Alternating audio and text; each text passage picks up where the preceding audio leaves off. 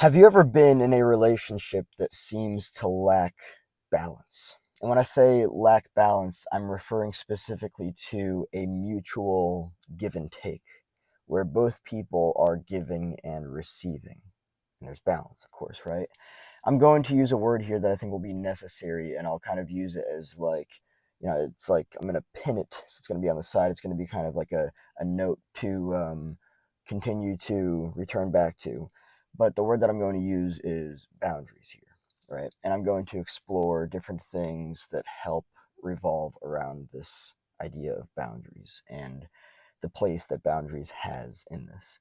Um, so yeah, if you've ever been in a relationship that seems to lack balance, that seems to lack that mutual give and take, it's fascinating, right? Because you might find yourself exerting a fuck ton of energy and effort into the relationship just for it to work, right?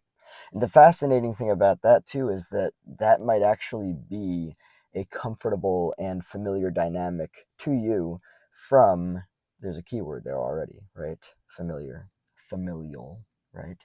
That might be something that you learned in childhood.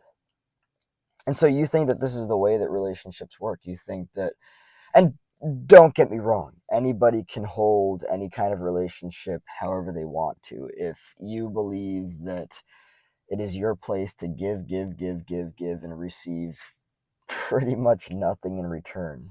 I've been there, no names. But you can. You can just continue holding your relationship or your relationships that way, right? It will probably exhaust you. It will probably burn you out. It will probably lead you to ask yourself the question, is this healthy? Is there other or better out there for me? Right? Um, I want to explore something here because I think it's really important to understand other than the boundaries, because the boundaries are kind of like the byproduct of the other things here that take place. Let me just say, first and foremost, um, I used to buy into the whole idea that I wasn't being manly enough, right? When you don't really have a strong sense of self, when you don't really have a strong sense of ego development, right? A strong ego state, right? And when I say ego state, I'm referring specifically to Freud's model, and I believe it is a psychoanalytic theory where he talks about, the id being the first thing that develops, right, in infancy, and then the ego state starts to develop, and then the super ego and everything, right? I'm referring here specifically to ego state and personality and everything. Um, so getting back to it, I used to believe that I needed to be more of a man, or that I needed to be a real man, or that like I wasn't manly enough. It's just fascinating because that really took me further and further away from the Freudian model, which I would argue is one of the most important models to look at in terms of human development, right? In terms of a person's development. Um, and also, not just that, but like the more I learn about black or white thinking, all or nothing thinking, I realize how much this whole model of like being a man or being more of a man, or like manning up and being tough, or like being too soft, you're either this or you're that. It's black or white thinking. It's an emotionally immature way of looking at a human. Humans are far more complex than that.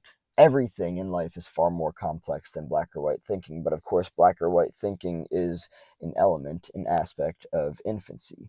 And you can tell when somebody hasn't emotionally matured or emotionally developed is when they still have either a lot or somewhat of black or white thinking. That's just the way that it is, right? Um, and so yeah, I used to like buy into like these gender roles of like men do this, women do that, this or that, black or white thinking. Um, and that's the way that black or white thinking works. And it's fascinating how applicable it is to some of these things, right? And the more I see it for what it is, the more I realize what's actually going on there. It's a emotionally immature way of approaching everything and anything, and that's just the reality of it, right? But let's look at two other elements that can take place in childhood that don't always take place, right? Um, if a person had a healthy childhood, these things likely took place. If they didn't, they likely fucking missed out on it and then ended up, getting sucked into dynamics of boundarylessness, emotional immaturity, all that stuff. Individuation and differentiation. Individuation is dealing with separating yourself from your family of origin, being able to have your own thoughts, your own feelings, basically not getting sucked into a dynamic of enmeshment, right? Um, and that's just the reality of it. Uh, Differentiation also has more to do with so individuation is boundaries in regards to thoughts and feelings and all that kind of stuff. Like separating yourself, having your own sense of identity, right?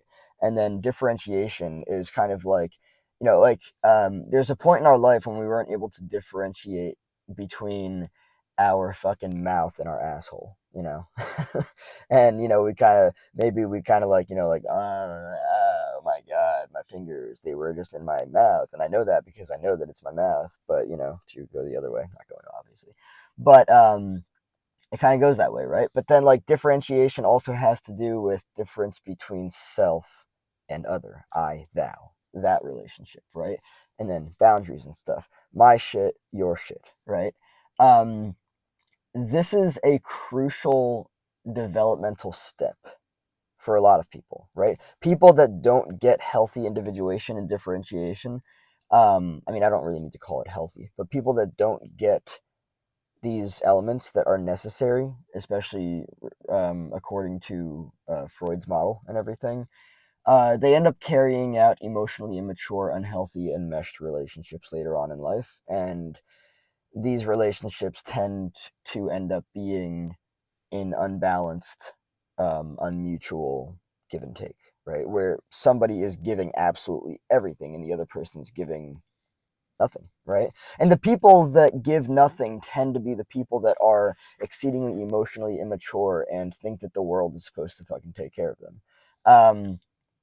And if they find people that will reinforce that belief for them and actually act that stuff out, again, people can do whatever the fuck they want to, right? I'm not down for that. um, I have been in relationships, at least one, where that was the dynamic. No names, of course. So, it's fascinating how that kind of thing can unfold. Um, from what I've learned in psychology, in clinical psychology specifically, is that when you get that healthy individuation and differentiation early on in life, it doesn't matter if you are biologically man or woman. Um, the individuality aspect of it, right? The recognition of boundaries of the self, of my shit, your shit. The give and take aspect of it is kind of already in place because you recognize that you have healthy boundaries. You recognize what is your shit and what's not your shit. You recognize what it is that you're meant to take on and what it is that you're not meant to take on. And again, it doesn't matter if you are man or woman biologically. What matters is, and again, I emphasize biologically because I'm not referring to gender roles, what men are supposed to do and what women are supposed to do. I'm referring specifically to the biological aspect of a man and a woman because that's all there is there. Once you get the individuation and differentiation set in, hopefully earlier on in childhood, rather than finding out later on in life that you missed out on that and that's something that you need to do and work through. You recognize yourself as an autonomous individual that can think and feel for him or herself, as well as a differentiated individual who recognizes the difference between self and other my shit, your shit boundaries, right? So you wouldn't end up finding yourself taking on another person's responsibilities, right? Because again, individual responsibility is a boundary, right? If it is my job to cultivate a healthy nervous system and be able to self-regulate, then it's my fucking job to do that. That's not something that I'm going to bring to you. I might, if I'm not sure entirely how to approach something, bring something to you, all the while with the understanding that it's not your fucking responsibility to save me from my own shit. Right? So that's the fascinating thing about people that are individuated and differentiated, is that they have healthy boundaries. So they're not bringing their shit to you to be like, this is yours to figure out because I don't have healthy boundaries and what's my shit is your shit. It's different. They recognize their own responsibility to take care of their own stuff, right? Um, so getting back to, and by the way, taking care of their own stuff can be anything ranging from, um, emotional well-being, regulating one's own nervous system, as well as financial aspects of life. The more I learn about, all these things in clinical psychology, individuation, differentiation, and everything, the more I realize that there are so many dynamics in relationships that lack healthy balance and mutual give and take because the people are emotionally immature. They're underdeveloped. They're not good or bad or right or wrong. Again, you can hold any relationship however you want to. But that's, from what I've learned and what I understand, that's the reason why these imbalanced dynamics are taking place, right? Um, so yeah, if your relationship lacks mutual give and take, it's likely because you're dealing with somebody that is emotionally immature, right? They're emotionally immature. They lack healthy boundaries. They probably haven't had the necessary individuation and differentiation. They can't tell the difference between self and other. They're going to bring all of their shit to you. So if they bring all of their shit to you, and they don't really add anything to the relationship, right? They don't add any value. They don't do anything. They don't take I think the most important thing, because I've seen this relevant in relationships in my life, and I've also experienced this um, in my own life. No names, of course. But when people haven't had that necessary individuation and differentiation that really introduces healthy boundaries, right? I mean, boundaries in and of itself are taught, but also individuation and differentiation introduce boundaries as a whole. So when you haven't had that, you're going to have a hard time recognizing that, wait a second, it is my boundary to regulate my nervous system and to maintain my mental health, not my other partner's, not my friend's job, not my partner's job, whoever. That's my shit, not theirs. Oh, wait a second. Being able to sustain and make a living for myself is my shit, not theirs, right? So in this case, like, you might look at it and it's like, well, um, I'm relying on this other person to pay for my lifestyle. Um, and it's fascinating because, like, okay, I understand that you might come to some dynamic where, you know, the man is working and he's making the money and he's bringing it in and he's paying for everything. And if you guys have kids, then the woman is at home, um, taking care of the kids. You can agree on whatever you want. I'm not calling anything right or wrong or good or bad. But what I am saying is that um, when it comes to healthy boundaries and emotional immaturity, people that lack healthy boundaries and people that are emotionally immature, they are likely to find an imbalance of a mutual give and take in their relationship. And it's going to lead one person to exert a lot more, a fuck ton of energy and effort more into the relationship because the other person is not really autonomous. They're not really boundaried. They're not emotionally healthy. Um, it's almost as if they're somewhere between infancy and toddlerhood. Like, hey, I need you to take care of this for me. Yes, it's my shit, but I don't know how to do it, so I need you to take care of it. Hey, I need you to take care of this for me. Yes, I know it's my shit, but I don't know how to do it, so I need you to take care of it for me. You know? And, like, that can get seriously exhausting. That's just the reality of it. So just to kind of like end off here, if your relationship lacks mutual give and take, it likely has to do with a lack of healthy boundaries, a lack of a lack of emotional maturity. Um, at least one individual probably has not had the necessary individuation and differentiation, and that's just the reality of it. Um, it can lead to exhaustion in relationships. It can lead to resentment.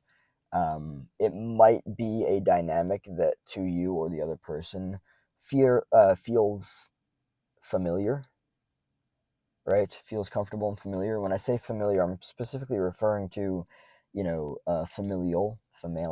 family. It might be a dynamic that is familiar to childhood, and that runs fucking deep, and that requires work. Um, and let me just seriously end off with this because I think that this is a very important thing to note. Um, I have listened to people say, oh, maybe this will work or that will work or this will change this or that.